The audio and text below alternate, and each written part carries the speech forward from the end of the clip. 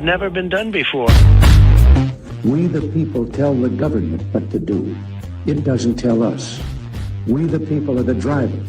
The government is the car. And we decide where it should go and by what route to do. We the people are free.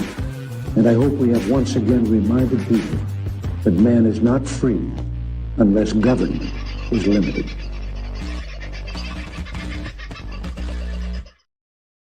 Well, g'day, folks. How are you? Hope you're having a good week and you're not missing me too badly from last night. I know there's a few people who've rung me to see if I was okay. I am okay.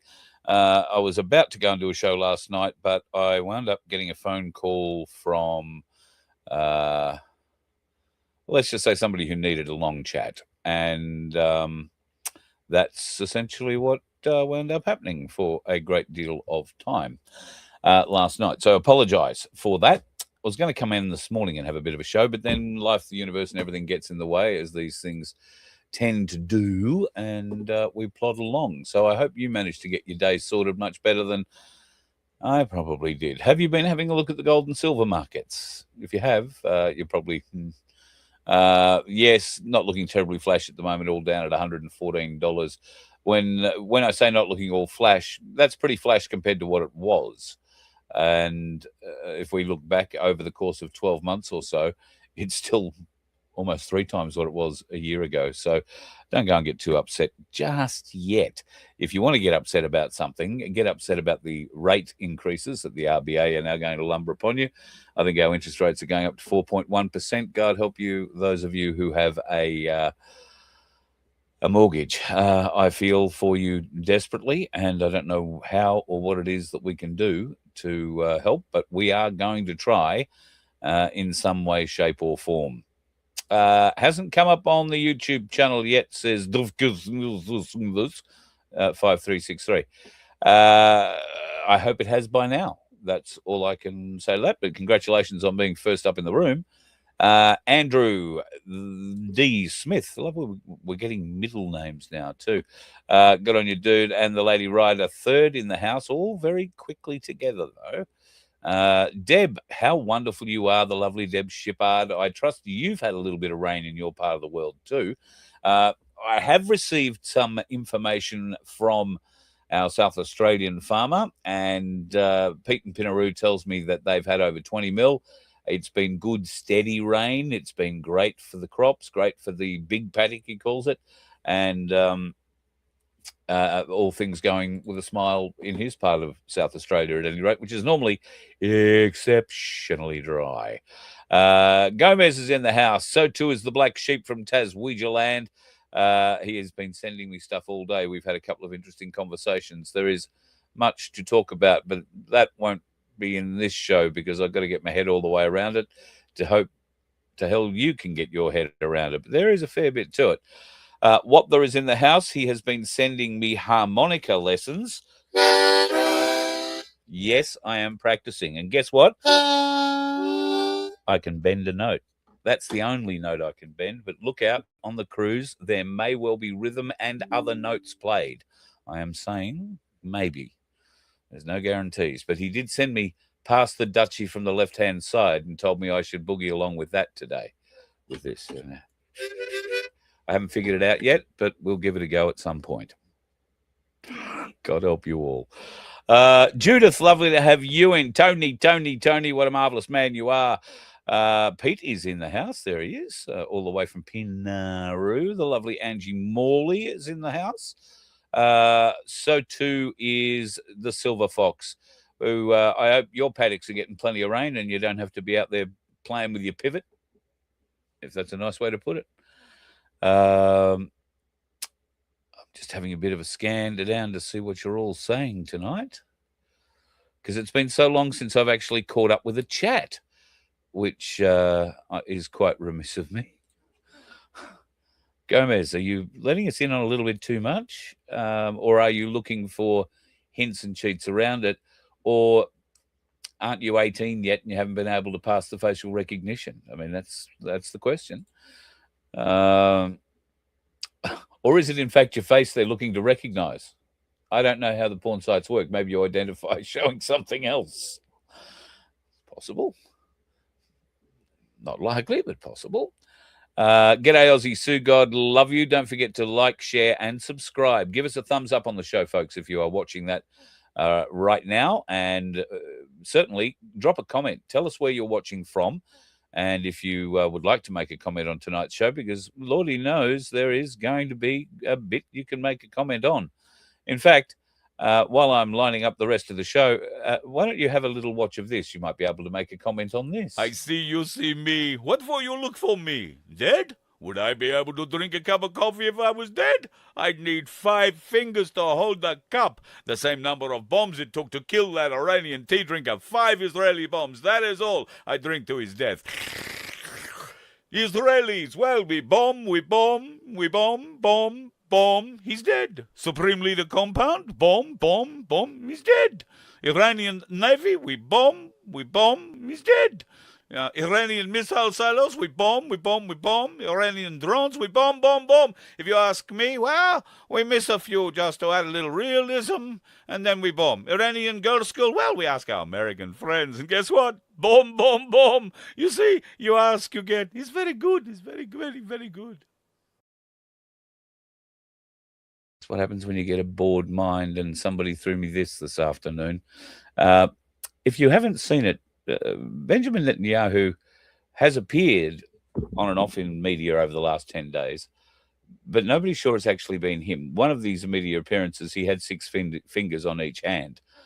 Clearly, there was a bit of an issue there with that, and I think that little bit of vision of him in a coffee shop somewhere at an airbase is also faked, and we'll talk about that in just a minute too. But there are a lot of stories coming out of various places. None of them are especially credible, and certainly none of them have been confirmed that Benjamin Netanyahu and his wife and his daughter, I'm not sure if he has sons, didn't even know he had a daughter, but reports are that they're all dead. Funnily enough, there was also a report that he'd lost a leg, which is very similar to the report that came out about the Ayatollah's son when they killed the Ayatollah. And apparently the new Ayatollah is injured and hopping away on one leg. Netanyahu's story was the same. However, some smarter people than me have been able to track aircraft leaving Israel, and they have tracked one of Netanyahu's known aircraft, bearing in mind he's got government access to aircraft, VIP aircraft, so they know which ones they are. That flew out of Israel a few days ago and flew to Germany, to a hospital base there in Germany, which I'm also hearing news from saying it's full, and they are requiring and putting out indeed calls for blood donations on that German base, which is the largest American base in Europe from memory. So huge hospital there too. So if Netanyahu is still alive and they can't do much more for him in Israel, which surprises me because there are some of the best doctors in the world there, they've sent him off to Germany, or what's left of him. And I guess we'll figure all that out at a later time. There has been some rather interesting things about that particular bit of footage, which I can show you here without my stupid little voiceover to it. Now, this is Bibi Netanyahu supposedly caught in a bakery/coffee shop. They are saying that it was on a base, a US base or an Israeli base somewhere inside of Israel, and dare say he's being asked about his 6 fingers there. So he's proving he's got 5 and yada, yada, yada. This is all in Yiddish. That's why I haven't given you the audio file for it, because it's absolutely painful to listen to. But there are some rather interesting things that I will draw your attention to it. And maybe you've spotted it, maybe you've seen this already. But it is a very interesting little video. From the perspective of, this is a man who is supposedly at war with Iran, and Iran has had no problem so far firing ballistic missiles into Tel Aviv and all parts of Israel. And we're meant to believe that he's 3 stories up in a coffee shop on an American base or an Israeli military base there somewhere. Don't know that that is the case. But there is a little bit of info in that video which you may or may not have seen. Now, watch what happens with Bibi Netanyahu's pocket here. Okay, did you notice it? Let's watch it again slowly. The pocket joins, the pocket is activated. The pocket actually slides up his hand. He doesn't slide his hand into the pocket. It goes the other way. Now, do you think that that's a little weird? I think that that's significantly weird. Have another look.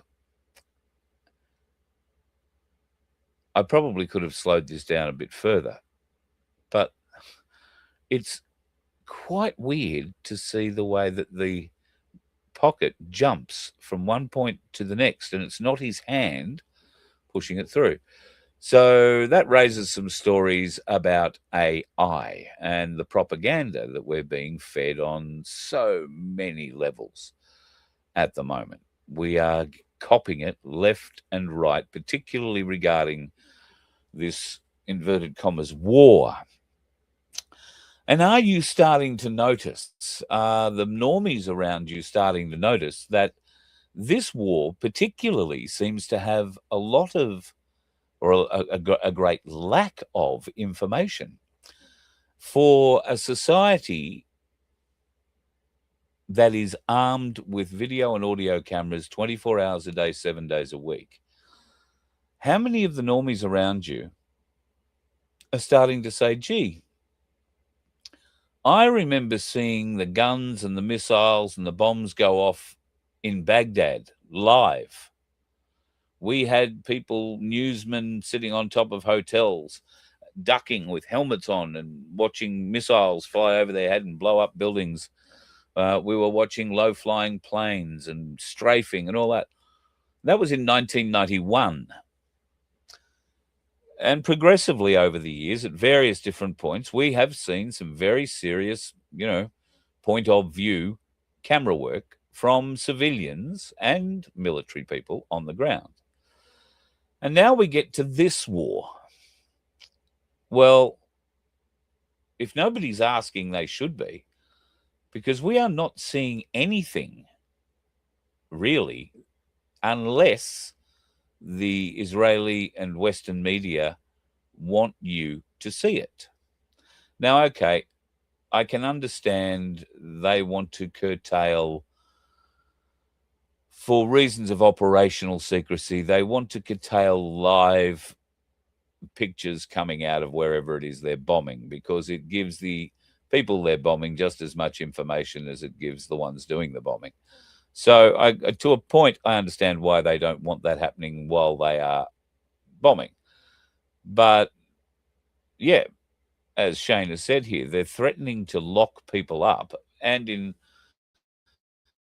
Dubai's case, the fine is 220,000 Australian dollars.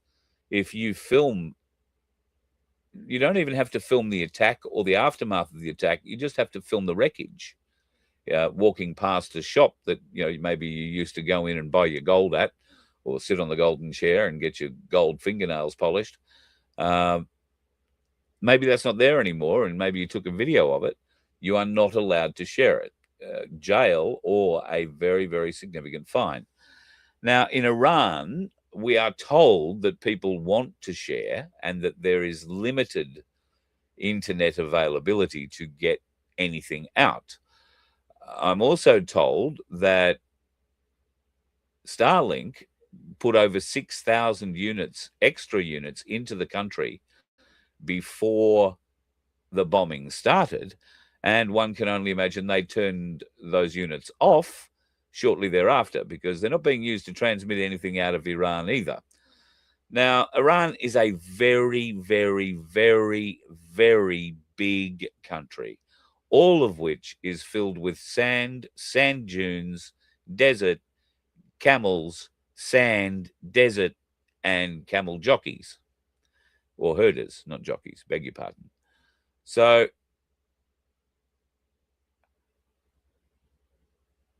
it's a bit difficult to understand where the 6,000 internet is, well, there you go. Ashley's onto it. Closed down intentionally. Yes. Isn't it lovely the way that Elon Musk would supply 6,000 new Starlink units into Iran and then turn the system off just when the world needs it most? The world needs to see what's happening. Is Tehran being turned into Gaza? And equally, the world is just as, well, maybe it's not as interested actually, but there is an element of interest to see whether or not Tel Aviv and Jerusalem have been turned into Gaza. There have been a lot of memes going around over the last week or so, memes with a barb, and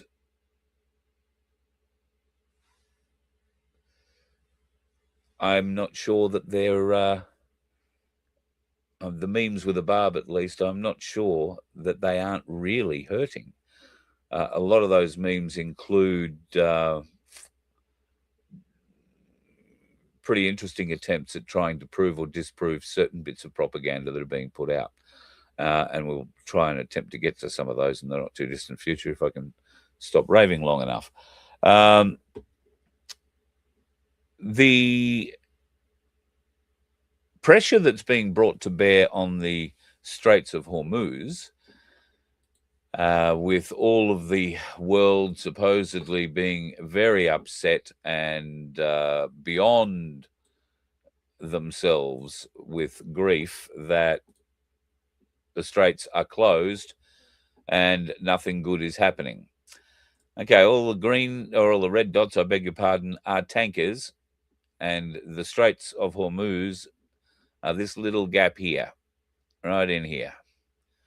Now, between the lands, it's about 26 kilometers, but because these ships, when they go in and out, are pulling huge drafts, 14 meters, 20 meters, they've got to go out through a channel, which is only 2 kilometers wide, but it is a very deep channel. So that's why there is a limited area for naval support ships or indeed cargo ships to move. Now, would you like to have a look at how many cargo ships are sitting in there as well?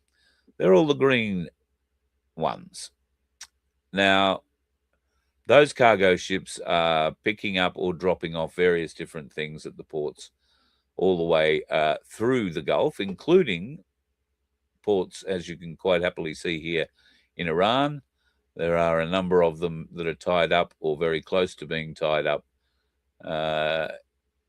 which are carrying anything other than weapons, one assumes. So I want to make it fairly clear to people, given what's going on with our fuel in this country and how people are panicking that we are going to run out of fuel. And there are petrol stations now putting up signs saying they're out of fuel. They're limiting the amount of fuel that you can get until their next drop. Most, if not all, petrol stations that are doing that have been advised when their next drop will be, but the locals are still panicked about getting huge amounts of fuel. Now, go and get enough to get you through for a little while. Fill up your car, get a jerry can or two even. Don't go and get 1,000 litres of diesel when you've got, a four-cylinder diesel SUV that's never seen off-road in its life parked under the driveway. Don't do that. There are farmers that are going to need that diesel. There are trucks that are going to need that diesel. But when it comes to fuel shortages, I'll tell you folks, that's the least of our worries, because that map currently shows us the amount of cargo ships. I'll broaden it out to the whole world. That's every cargo ship that is currently listed on the International Shipping Register as being afloat, tied up, or in some way working on the land, on the sea. This is the look of them around Australia, and you can see the obvious tracks that these cargo vessels take. And if you look up here into where they go, they're heading into South Korea, into China, Japan, where presumably some of them then come down into Indonesia or down through the wider track through the Pacific to New Guinea and down our east coast. They circumvent Australia basically before going out again and heading up through Malaysia, yada, yada, yada, yada, yada. All of those ships require something called bunker oil. That's their fuel. And where does their fuel come from? Their fuel almost entirely comes out of here. So, those are just the cargo ships. But if we put in the tankers and we pull out the cargo ships, that is the relatively small amount of cargo ships that also require bunker oil to drive, to start their engines. And then here are the number of fuel chemical oil ships around Australia at the moment. So I don't want to put too fine a point on it. I don't want you all running out and being terribly terrified by it all. But we're going to run out of bunker oil in the cargo ships to bring everything to this country, probably before we're going to run out of the fuel to go to the shops to get whatever will be left on the shelves. That's what you should be considering. So rather than stocking up on 1,000 litres of diesel, because you literally will be all stocked up with no place to go, start thinking about using the money that you're doing yourself a disservice with by pouring it into voluminous amounts of fuel, unless you're a farmer or a primary producer that needs it. I understand. But if you're just doing this and keep it in your backyard, please don't. You would be much better helped by going and spending that money at your local independent grocery, your local fruit and veg seller, your local farmer, your paddock to plate farmer, and offering in conjunction with friends to maybe take a whole animal, a whole side of an animal, sheep, cow, whatever it turns out to be, beef or lamb, and stack your freezer. You might want to go to the supermarkets, not the big ones that are going to be robbing you off, but go to the ones that have been looking after you and get some stuff that you can sit on a shelf for a while. And if you have been in the prepper mode for years, I don't have to worry about me, don't have to worry about me, I've got tins of this and tins of that and bags of this and bags of that. I can tell you from some experience that very recent experience, that even though you can have this stuff packed away, insulated, you think, inside plastic containers and all that sort of stuff, some of it still does go off. And just because it's in a can doesn't mean it won't go off. So go and check your stocks now while you can still replenish them. There is nothing worse than saying, I don't have to worry, I've got 3 big cartons full of packets of noodles or full of spaghetti or full of pasta, and I don't have to worry about it. And then you go out and discover that somebody one day, while bouncing around inside your shed, lifted the lid to find out what was in it, didn't put it back on, and a rat family made their life in there for the last 2 years. All of a sudden, you don't have any spaghetti left, but you've got, a lot of very fat rats and a mess you've got to clean up. So be aware of that sort of stuff. If you haven't gone and checked your stocks, if you've been prepping for a while, I encourage you urgently to go out and check them out. Fuel prices roaming around the country at the moment, and there you go. That's good. Got enough food for 12 months. That's awesome. We apparently are anti-vaxxers and hoarders, of course. Petrol at $3 a litre is, in fact, the case in some places. But I'll tell you where it's not $3 a litre, folks. Right here, it's $2.60, 2.9 for diesel. And where is that? Well, to get it that cheap, you're going to need to go to Lakelands, which is, I think it's not far from Cooktown.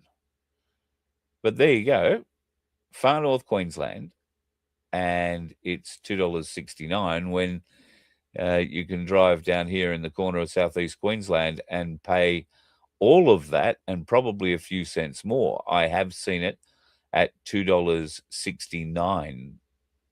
$2, yeah, 69.9, $2.70, if you like, in the southeast corner. I have been told of places where it is $3 a litre, and that is far western Queensland. Most of that will be out by now. It was $2.49 in Karoi yesterday, Sunflower. Thank you very much. Well, that's, compared to other places, still pretty reasonable. And petrol prices, I believe, are somewhere between the $2.15-16 range and $2.25-26 per litre is what I've seen around the place. So that'll keep everybody a little bit alive and entertained while you're trying to find somewhere decent to do a little bit of shopping for your fuel. Now, folks, propaganda we're talking about tonight. There's a video that I want to show you that has been used extensively over the weekend. Alternatively, it has been put up as the kill shots for the Iranian Ayatollah, the first Iranian Ayatollah, the guy that they got on the first day. I can tell you that if you believe that when you see this, you're wrong. You could immediately discount it because the first shots of this war were fired in the daytime. So this video clearly is shot at night. So it's not that video. Then the second story around it purports to be the ballistic shelling of a Netanyahu safe space, if you like, in Tel Aviv, a government-controlled bunker that was hit, and this was claimed to be the missile shots that killed Netanyahu and his family. Now, you've heard of a double tap in killing terms, 2 shots. Well, this is, I guess, in missile terms, a triple shot. So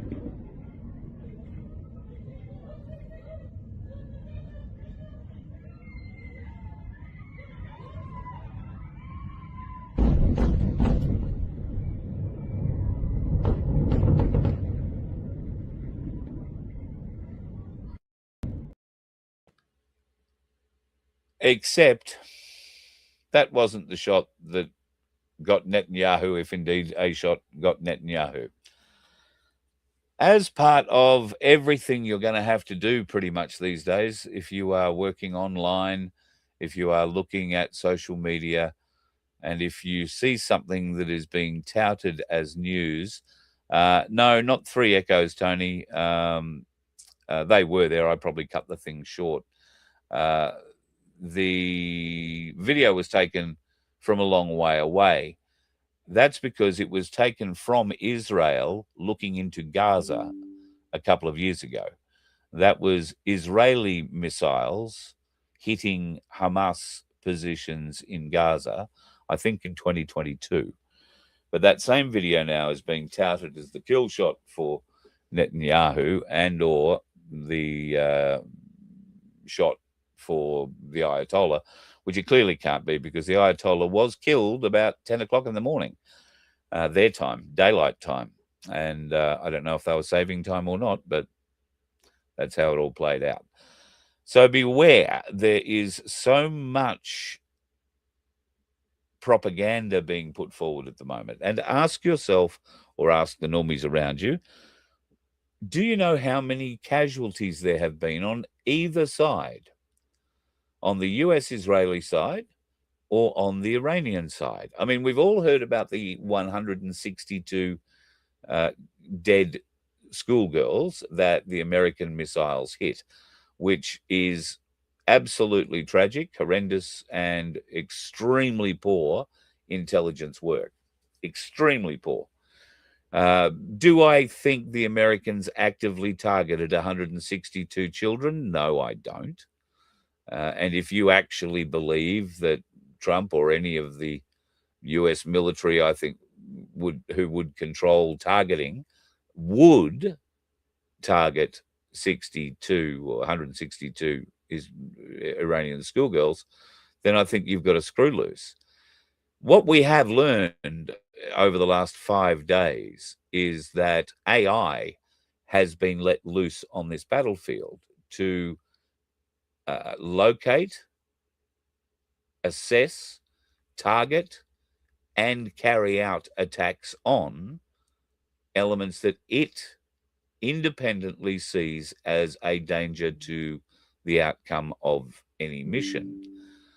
And while it's probably been doing this for a very long time, for the first time, it has been allowed to work absolutely autonomously. So if it decides it wants to launch rockets at a compound that intelligence for the last 5 years has been saying is an Iranian special guard training camp or area where recruits are taken, put through training exercises, they eat, sleep, and are educated there before being put out into whatever group they go into. And right tagged at the very end, there is a little piece of information that says, oh, they might have moved out and turned it into a school. The AI looks at everything, and on the balance of probabilities, it would appear has made a decision to target the school regardless. Now, the Americans are between a rock and a hard place. There is no denying that it was one of their weapons that hit that school. Equally hard to deny is the fact that to fire an American weapon, some authority from someone has had to be shown. But this particular attack had no human authority. No human, quite likely, had cast their eye over it in any way and approved or disapproved of the strike. So now the Americans are between a rock and a very hard place. Did we actively target a school? No, we didn't. Our computer did. Are you actively letting your computer target whatever the hell it likes without humans checking it? Yes. And that's the hard truth I think the Americans are having a bit of a hard time coming out and telling the world about at the moment. Missile and AI targeting of missiles was always on the cards. If you've been playing a video game that is war orientated, and let's just name one of them, Call of Duty, for the last 10 years or more, then you have been shown what sort of technology is available. Satellite tracking, pictures, scans, drones that go in and fly around the building you're about to assault, all that sort of stuff. It's not the thing of video games. It's the thing of mind games, mind programming. Skynet looking for Sarah Connor. We are seeing so many examples of Skynet. So many examples of Skynet. The Chinese, I've shown you evidence of their huge leaps in robotic technology, in robotic movement. The dancing, which was disguised as dancing, but it is in fact kung fu or various other martial arts put into robotic form. Bruce Lee. I wonder how when we're going to see that happen. There'll no doubt be some clever AI person who can bring a robot and Bruce Lee together at some point. They've got him doing a whole heap of other things on the internet, and people believe he actually did it. Don't believe any of those little tricks you see him doing on game shows at the moment. They're all AI as well. And this is why our discernment matters. We've got to be able to think independently. We've got to be able to if we can't think independently, we lose so much of ourselves. You will lose your humor. You will lose your ability to think funny, to see things in a funny way. You'll definitely, as Australians, lose your ability to make a joke out of anything. And just between you, me, and the gatepost, that would be a very bad thing, because Vince and I have great plans for people who are creative and wanting to think of things. We're not going to tell you anything about them too much tonight, other than to say, I think many of you send me memes, some of which appear at the front and at the back of the show. I am forever looking for memes. So if you are a memer, I'm making words up now, then please email me, carl@vofhq.com. It turns out that we have a couple of memers amongst us, and Vincenzo turns out to be one of them. I particularly like the way he's put together the Flintstones car. He's done a couple of iterations of that, and I've loaded up version 1. There are a couple of others. In fact, here's a different version. Fuel shortage? No worries, mate.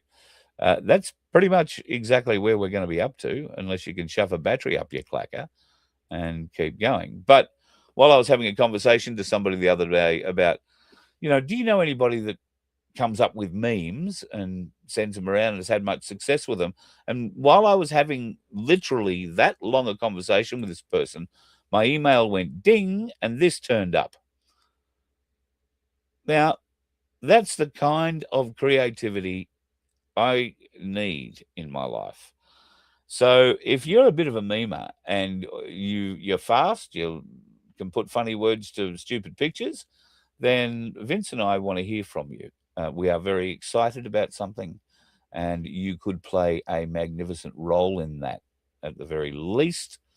Well, I won't tell you at the very least because it'll be giving things away. But we would love you to be part of this.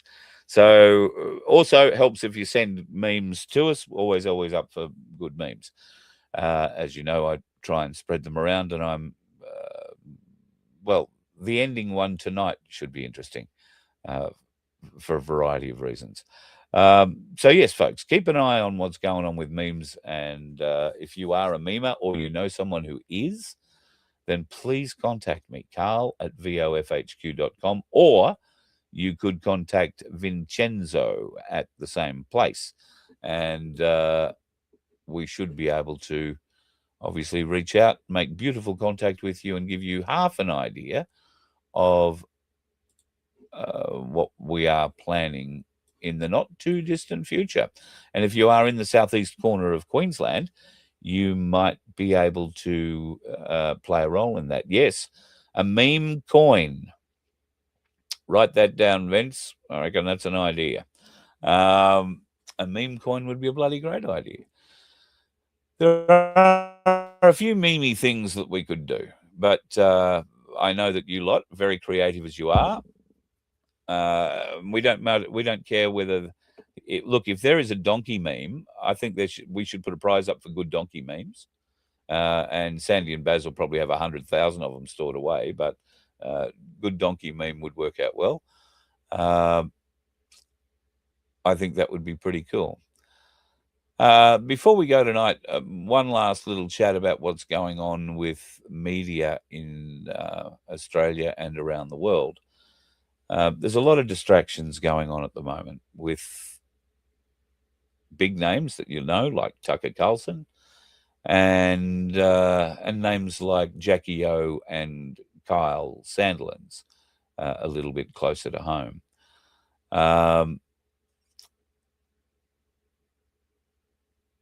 It's interesting to watch what's happening to Tucker Carlson in America. They are currently demonizing him. And when I say they, I'm talking about the normal media that would be supportive of Tucker, because Tucker is not supportive of what the Trump administration is currently doing with Israel to Iran. And he asks some very reasonable, some very coherent, and relevant questions of the administration and does not get any answers. It's just interesting to watch who has turned on him inside those trusted media circles that Trump has supposedly been generating now for years. Because if you and I had to bet, we would have bet that Tucker Carlson was at the top of that list, not at the bottom of it. So watch this space. Tucker Carlson is telling an awful lot of truth about what's going on at the moment.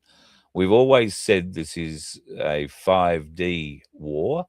5D chess is something that Donald Trump has to know how to play, and I do believe he is playing it very, very well. Allies and enemies, enemies and allies, they seem to be changing on a daily basis, so watch this space. And as for Kyle and Jackie O, I don't expect any of you are particularly interested in their future. You wouldn't be core listeners of theirs, I'm sure. But there is an element of interest, I know, because I've been asked about it today on 3 or 4 occasions, and I'm getting some rather interesting messages or messengers from people asking for my insight to it a little bit. Midnight tonight is the end time for Kyle to show how he can remedy the situation with ARN. And ARN, the Australian Radio Network, have until midnight to reinstate or not Kyle. It's pretty clear that Kyle will not be back on the air tomorrow, and nor will Jackie O. This will now go to court, as we always knew it was going to do. It depends. In fact, you'll see some big headlines at the moment. Oh, Kyle speaks out. Well, all Kyle has done when he's speaking out is saying, I can't speak out, guys. It's, all in the hands of the lawyers. Because if he speaks out, he damages his case. So he can't really say anything at the moment other than I can't say anything. Now, in theory, all that ends at midnight. The gag comes off and he can say whatever he likes. If he wants to get back on the air, he's going to need to say nothing at all, or anything he does say is going to need to be very conciliatory. That's not going to happen. I have heard, and it's not at all beyond the realms of possibility, that there have been meetings held with certain individuals in Sydney, one of whom just bought the Channel 9 network's radio interests recently, meetings with Kyle in public. Now, Kyle would be a free agent in theory if ARN pay out his and Jackie O's contract, and this is where it also gets messy. Their contracts are separate. They're for the same sorts of things, a $6 million a year base salary, plus $4 million worth of shares and bonuses based on the fact that they raise the share price and they hit sales targets and all that sort of thing. Well, they certainly weren't hitting the sales targets, and they were not raising the share price. In fact, the share price of the company was going absolutely the opposite direction and in free fall, if you like. This is one of, if not the largest radio network in Australia, and this huge deal touted a few years ago with Kyle and Jackie O signing a 10-year, $200 million deal, $100 million a year between each of them, for each of them, over 10 years, was touted as clearly the biggest deal in Australian radio history, one of the biggest in global radio history. And those of us in the know knew it was never going to work, never going to go well, because there were plans to ship that show out into certain markets around the country that would never accept it. And they've tried doing that in Melbourne and it was never accepted. What's that done to the share price? Well, it's knocked 40% of the share value out of it. The radio station salespeople are fighting a bunch of people who are called the Mad Witches or something like that, who have taken an extreme dislike to Kyle and anything that he does in that show. and then target any advertisers they hear during the ad breaks in those shows. And they've been very effective. They've targeted a huge number of businesses and effectively stopped them. Well,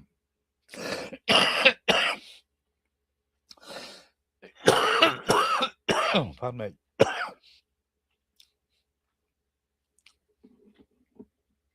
Dry throat again.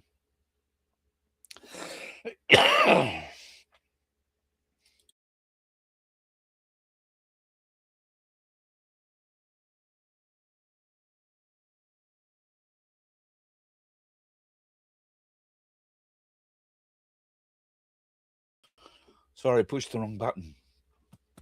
Getting a dry throat again. Pardon me. All right, so the share price has gone down. The sales revenue has gone down tremendously. ARN's overall value has plummeted. Should Kyle and Jackie O leave, they're not immediately going to recover much, although some of those advertisers will return. But then they don't have any rating or rateable shows for them to return to. Not a big problem. ARN will always get past it, but they have committed hundreds of millions of dollars to this whole exercise. Heads are going to have to roll. The board is not going to be very pleased, and nor are the shareholders. And this afternoon, I am led to believe that an offer might be put on the table by a number of interested parties to buy ARN from its shareholders, turn it private, and then whoever owned it could do whatever the hell they wanted with it. I wonder who might have the money to go and do that. Certainly not Kyle and Jackie O, but given that contract and the fact that ARN could be then made to honour that contract, Kyle, being a lead shareholder, if that were the way it was going, would then need to potentially curtail the kind of content that they've been putting out that has been so objectionable, and would necessarily have to try and find a way to be able to roll that show out on a national basis so that they could sack the breakfast shows in Melbourne, Adelaide, Brisbane, and potentially Perth. They could also look at their regional centres where they would love to not have to pay regional breakfast and drive announcers as well. So interesting times. So expect more announcements tomorrow morning, but I think they will be that we're going to court. If there is an announcement of a settlement from ARN, it will be we've decided to pay Kyle and Jackie O out. I believe the offer on the table is $40 million spread over 3 or 4 years. And the deal includes a segment that says you will not be allowed to broadcast through any radio network, any podcast, anything for the duration of that period. So 3 or 4 years, whatever it is, for the $30 or $40 million that they're being offered to walk away from them. And they are not allowed to start up in opposition, essentially, to anything ARN does. Will that work? Depends on the strength of the contracts that Kyle holds and that Jackie O holds. Kyle's contract is bloody near waterproof. I mean, this is really the only way they could have got him. Bringing the industry into disrepute, bringing the station into disrepute wasn't really going to work. They needed to get him on an HR matter so they don't have to pay him out. And I don't think they've got him. I think that they're going to have a lot of questions to answer, both from a civil lawsuit perspective from Kyle and Jackie O, and I think the Australian Stock Exchange is going to ask the company some very, very serious questions about their announcement that Jackie O has resigned and torn up her contract with the network, or that her contract was torn up. Because right now, Jackie O is quite vehemently saying, I never resigned. I never said I wasn't going back. In the background of all of this that very few people are talking about, but there was a story somewhere today, is the story about Jackie's manager. Her name is Gemma, and Gemma has been with Jackie as a manager since 2022. She is her best friend, and her best friend has wanted to get Jackie into all sorts of new businesses, one of which is called Besties, and they had the woman with the goopy vagina. What's her name? Goopy. Can't remember her name. They had her come out, movie star. Don't know, everybody got to have a smell or a taste. I'm not quite sure. It was a big event. You got paid $3,000 or something to be able to sit in a chair and smell Gwyneth Paltrow's goopy vagina. Anyway, Meghan Markle is apparently coming out and being part of the next Besties little event. Tickets for that slightly less than for Gwyneth Paltrow, and well, guess everybody gets to keep their knickers on at this one because it is Meghan Markle after all, the Duchess of Sussex. But they're $2,600 for those tickets if you'd like to be part of it. They would encourage you, as many of you as possible, to please go along to that, because it also appears that Jackie's manager, Gemma, has filed. Well, the company is in liquidation and is now under management by a liquidator because she can't repay the $788,000 that she owes, mostly to the tax department. When going through the books, there does appear to be a lot of random cash deposits and weird things coming from friends. The only friend who's been able to hand out large amounts of cash like this that she hangs out with has been Jackie O. And recently, Jackie O has said, I'm moving away from that company, the Besties thing and all that. But, yeah, all good. You know, I have an interest in it, but none of you give a shit. Thank you, Paul. Well, thank you for indulging me, if that's the way you don't. And if you don't like it being indulged that way, then I don't know. There's plenty of other things you could go and do at this time of night. So, you know, you could go off and do them. Anyway, South Australian voting, Vince. Yes, we will talk about that and end it. South Australian voting is very important. You must go out and vote. Go and do it this weekend. The vote or the election is Saturday. And if you are planning on voting for One Nation, their how to vote card is a little bit different to what you might be expecting. It only has vote 1 for One Nation. Put them first. Vote number 1 for One Nation, and then leave the rest up to you. That's their suggestion. So they will have vote 1 and a whole heap of empty boxes. That's because they want you to choose where your preferences go, not the party to choose where your preferences go. So Vince, I know, has been very active in helping people understand how preferential voting works. He hasn't used marbles. He's used pieces of paper. I'm led to believe not one of them turned into a paper plane and flew away. However, if you want to go and check it out, he has got a video of the whole thing that he's putting up on FBN Media on our YouTube channel there. And people in South Australia, be aware of how preferential voting works and make sure you get your preferences to work the way you want them to work for you. Don't rely on the Liberal Party preferences or the Labor Party how to vote card to show you how to vote. And yes, I know that means that you've got to do a little bit more thinking about who you're going to vote for. God knows you might want to learn a little bit more about who's actually standing. And Vince, God love him, has been doing the best he can, trying to interview as many candidates as would withstand his extreme scrut. And that's scrut, not scrot, extreme scrut, and testing, probing questions. I think he's got half a dozen or so. And thank you to all and sundry who've been involved. Of course, nobody from the Labor Party ordained to speak to him because, well, why would they? They're far too busy talking to the brown paper bag makers, I'm pretty confident, a bit like the Liberal Party. A lot of the One Nation people who've stood up in South Australia, and bear in mind, there is somebody from One Nation standing in every seat in the South Australian election. So you will not be short of someone to vote for to show your support of, or for those of us that don't normally vote, to show your abject disapproval of. If you vote for One Nation, it's a vote of disapproval for the uni parties more than anything else.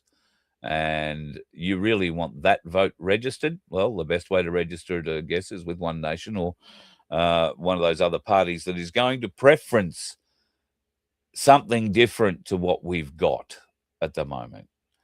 One Nation will show the rig on all voting days. Should be a good show in South Australia. Yep, I reckon it will be. I believe they've got a very strong showing.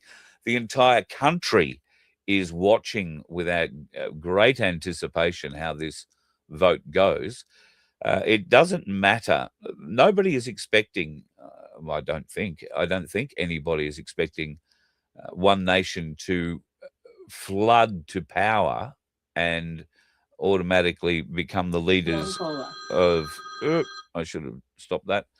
I don't think anybody is expecting them to become the leaders of the parliament in South Australia, the government formed.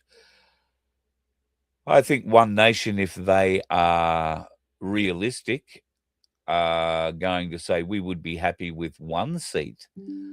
We would be overjoyed with 2. We would be blown away with 3. And if there were more, then hallelujah. The one that they would be aiming for and most happy to get would be Cory Bernardi into the Senate. But what can one Cory Bernardi do in a Senate filled by the Uni Party? So I hope South Australians give the rest of Australia the opportunity for hope.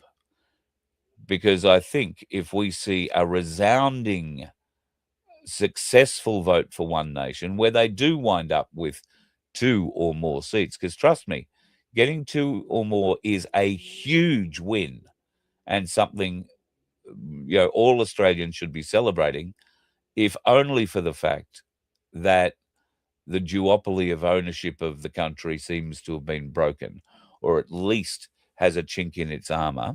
And if One Nation are strong enough, are smart enough, are able enough over the next 2 years, they'll be able to wriggle that chink in South Australia into a denuded set of armor across the country. And who knows, at the next federal election, should we choose to believe they actually work, you might get out and vote for One Nation then, and then we might have real change in this country. So give it a thought, particularly the non-vote. Well, the non-voters won't have registered and you won't be able to vote this weekend. But we've also got the vote coming up in Farrer in the border regions of Victoria and New South Wales for the seat vacated by the funeral director, and One Nation looking to have a very strong standing there too. Imagine how good that would be. It's been a strong Liberal area for many, many years, and the Liberal national parties have left those folks for dead. And I think the ideal opportunity for the people of Farrer is to kick some sand in the face of the major parties and install One Nation, give them the ability to put a second voice in the lower house and let them see what they can do in that lower house, this bloke and Barnaby Joyce, between now and the next election. With any luck, we might, well, come out with something surprising and pretty cool. All right. Can love you and leave you, folks. Have yourself a bloody good evening. There's probably 1,000 more things I could talk about tonight, but it's a bit heavy and a bit hard, and I don't want to be sounding like I'm Jewish bashing. I'm not bashing Jews. I don't ever want you to believe that I have something against Jews. I don't. I've got something against Zionists. And if we don't understand the difference between a Zionist and a Jew, then you're probably going to get pretty upset at some stages. And I don't want you getting upset for the wrong reasons. So between now and next time we chat, go away and learn the difference, or find out, so that you truly understand what a Zionist is And then when you feel you've got a grip on that, please look up Christian Zionist and try and get a grip on what that is as well. Because in the days, weeks, and months ahead, you're going to hear a lot of conversation. You are already hearing a lot of conversation about the Zionists, the Jewish Zionists, and yada, yada. Not just from me, but from international commentators looking in on Israel and what's going on there at the moment. As I was saying before, people aren't looking at Israel and saying, woe is Israel. They're looking at it and saying, well, you know, we sat back and watched what you did to Gaza. You didn't want us to do anything then. So what would you have us do now? Maybe it's a bit different. Maybe it's not. But learn the difference between what a Jew is and what a Zionist is. And it is a very big difference. Have yourself a bloody good night. Be safe on the roads. The dickheads are out there. Oh, the dickheads are out there. And before we go, I am going to show you exactly where they go to school. You can go to New Arrivals Driving School. Now, this one happens to be in Victoria, in Kingsville in Victoria. But these driving schools operate for free lessons. You've got to be over 21. You've got to have your learner's permit. You've got to be newly arrived migrants. And then you get to do all the theory for free and 2 free driving lessons. 2, count them, 2. Do I have to tell you there are dickheads on the road and to beware? Oof, I hope not. You let one ant stand up to us, then they all might stand up. Those puny little ants outnumber us 100 to 1. And if they ever figure that out, there goes our way of life. It's not about food. It's about keeping those ants in line. That's why we're going back. Does anybody else want to stay? Let's ride!